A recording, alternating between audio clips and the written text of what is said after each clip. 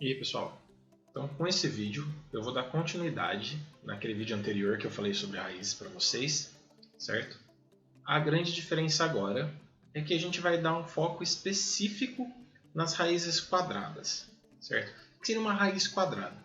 Vocês lembram que na aula anterior, no vídeo anterior, eu falei sobre o índice da raiz? Então, raiz quadrada é quando aquele índice é 2. Vamos ver um exemplo. Então, vou escrever aqui para a gente. Ó, raiz quadrada. Então, eu faço lá o desenho da raiz. Ponho o número 2 no índice, certo? E coloco o número que eu vou calcular a raiz quadrada. Por exemplo, 36, certo? Isso é uma das formas de representar a raiz quadrada. Só que a raiz quadrada é tão importante que ela ganhou um benefício próprio. Ela ganhou o benefício de não precisar escrever esse 2 aqui, junto com a raiz. Então, essa forma é a mesma coisa que essa forma aqui, sem eu precisar escrever o número 2, certo? Mesmo que eu não coloque o 2, ainda assim, quando não aparece ninguém aqui em cima, eu já subentendo que o índice dela é sempre 2, ok? Então essas duas coisas aqui são iguais. Raiz de índice 2 de 36, cujo o radicando de 36 é a mesma coisa que isso quando não aparece nada aqui em cima, tá? E continuando, então vamos entender como que a gente pode calcular raízes, porque ali eu escrevi duas, né? Eu escrevi lá, duas não, porque é a mesma, então eu escrevi igual. Então eu escrevi a raiz quadrada de 36, certo? E aí eu tinha falado no vídeo anterior, vamos ver quanto que isso daqui dá. Eu tinha falado no vídeo anterior que a raiz quadrada era o inverso da potência, então eu poderia ficar pensando em que número elevado a 2 que dá 36, ou seja, quem elevado a 2 dá 36.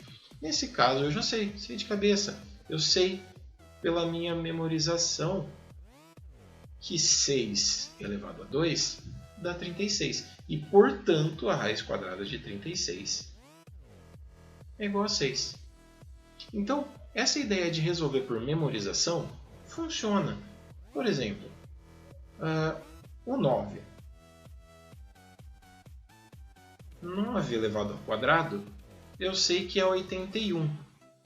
E, portanto, eu sei que a raiz quadrada de 81 é igual a 9.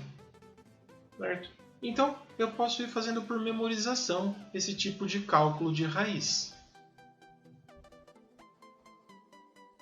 Mas será que é boa a ideia de ficar tentando memorizar todas? Por exemplo, se eu quisesse calcular a raiz quadrada de 225, olha o tamanho desse número, aí já ficou difícil, né? Que número elevado ao quadrado que dá 225? Talvez tenha pessoas aí que já saibam de cor, tá? Eu já sei. Eu sei que 15 elevado ao quadrado dá 225. Então, eu sei que a raiz quadrada de 225 é 15. Mas é uma boa ficar tentando decorar tudo isso? Não. Para isso, a gente vai para a nossa ferramenta que é a mais indicada para resolver o cálculo da radiciação, o cálculo da raiz, que é algo que a gente viu no começo desse ano, a fatoração. Por isso eu tinha falado que a fatoração era importante. Fatoração é uma ferramenta. A gente pode aplicar a fatoração para fazer o cálculo do MMC e do MDC, que a gente já viu. Mas eu também posso usar a fatoração para calcular a minha raiz quadrada, certo? Vamos pegar um número aqui diferente, um número grande. Por exemplo, 256. E aí eu vou tentar descobrir qual é a raiz quadrada desse cara. E se ela existe. Porque vão existir raízes que não têm uma resposta certa. Mas vamos fazer a do 256. Para isso eu vou fatorar esse número. Então, vou fazer ele pequenininho aqui para caber, porque essa fatoração é longa. Por 2 dá 128. Por 2 dá 64. Por 2 dá 32. Por 2 dá 16. Por 2 dá 8. Por 2 dá 4. Por 2 dá 2. E por 2 dá 1. E terminou aí. Tá bom, eu calculei isso daí.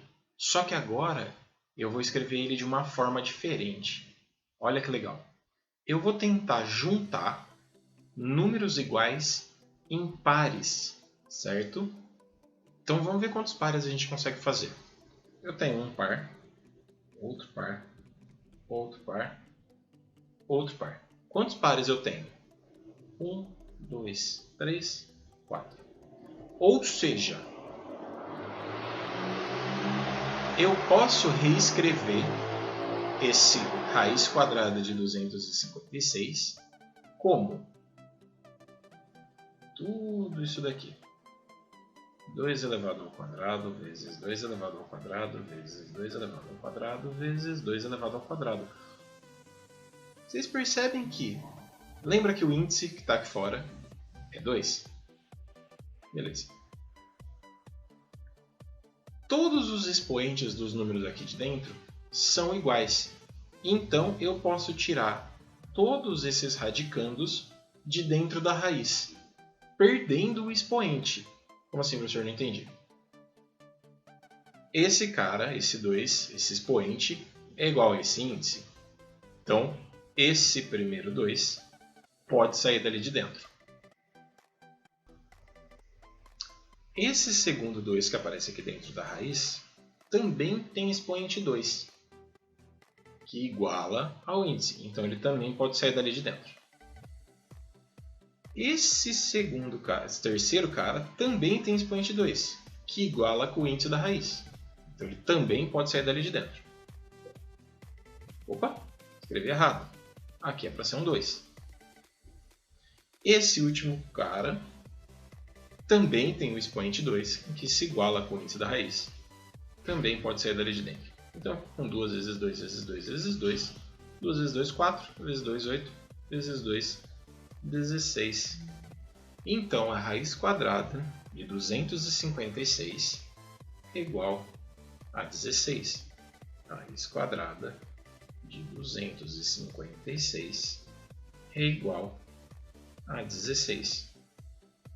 E vocês podem me fazer uma pergunta, mas professor, e se não der todos os pares certinho? O que acontece? Aí acontece isso. Nós teremos raízes não exatas, ou seja, não tem 100 raízes exatas. Tá? Vamos pensar em um outro número. Por exemplo, no 63. É um número normal. Beleza, 63. Vou tentar calcular a raiz quadrada de 63. Para isso eu vou fazer a fatoração. Então, 63. Quem é o primeiro primo que pode dividir o 63? É o 3, que dá 21. E agora é o 3 de novo, que dá 7. Bom, o próximo primo que divide o 7 é ele mesmo, porque 7 é primo, que dá 1. Vou tentar juntar meus pares. Ok, eu tenho um parzinho de 3.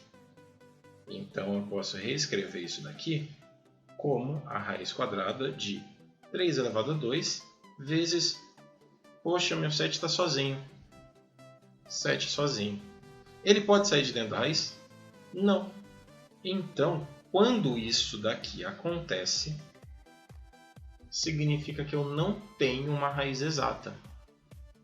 O que significa que esse cara fica assim mesmo. E ele não faz nada com ele. Raiz quadrada de 63 é a raiz quadrada de 63. Não existe nenhum número que elevado ao quadrado dá 63. Beleza?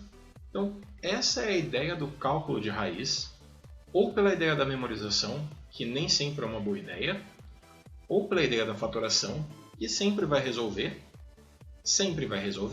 quando possui raiz exata. E quando não possui raiz exata, nós mantemos ela da mesma forma, com o mesmo valor. Mantemos raiz quadrada, como nesse exemplo, do 63.